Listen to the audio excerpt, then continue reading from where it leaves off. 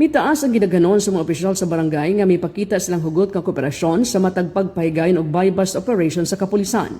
Kini man usab mapailalom sa buy-bust operation orientation ang mga opisyal sa barangay gikan sa makalungsuran ning lalawigan sa Lanao del Norte. Gipahayag ni Police Captain og Attorney Raso Orong, ang Deputy Chief of Provincial Investigation and Detection Management Unit sa Lanao del Norte Police Provincial Office, ilan na matikdan nga human nga mapailalom sa mga orientation ang mga opisyal sa barangay, daghan na ang nagka-interes nga makuyog sa ipahigayon nga buy-bust operation aron mamahimong witness. Nagtuo si Urong kinitun usab kay ilan nang nasabtan ang ilang mga katungod ug unsa sab ang himuon sa matag higayon nga adunay buy-bust operation.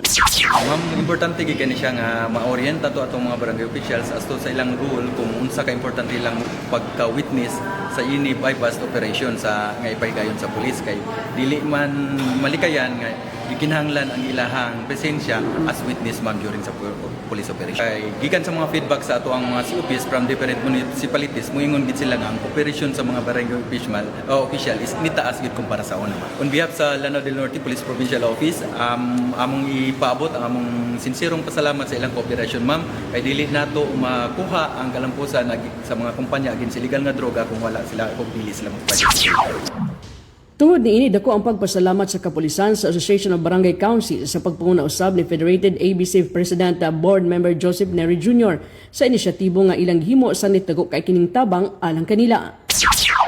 Kung pasalamat ka board member ni Ma'am sa iyang pagpasilitate o paghimo ani nga inisyatiba.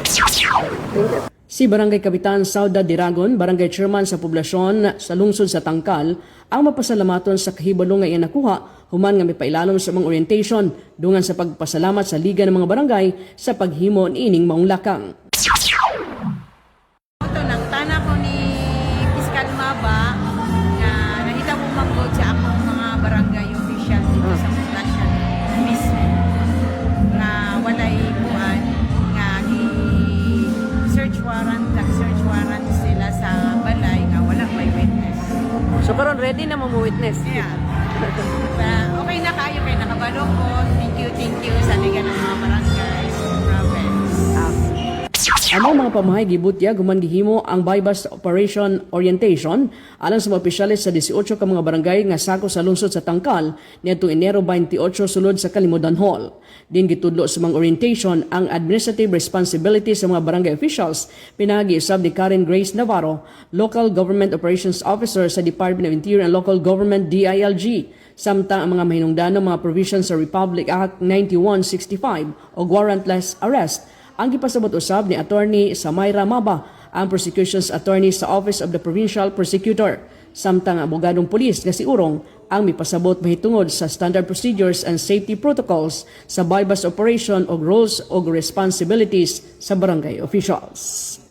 Nasairan nga ang mga barangay opisyalis na lamang sa lungsod sa Pantaw Ragat ang wala pa mapailanon sa mga orientation. Human gisugdan ang pagpahigayon niini sa Liga ng mga Barangay o gilauman nga hingpit na kini motapos sunod buwan. Kini si Betser W. Mabuang alang sa DXNE News Update.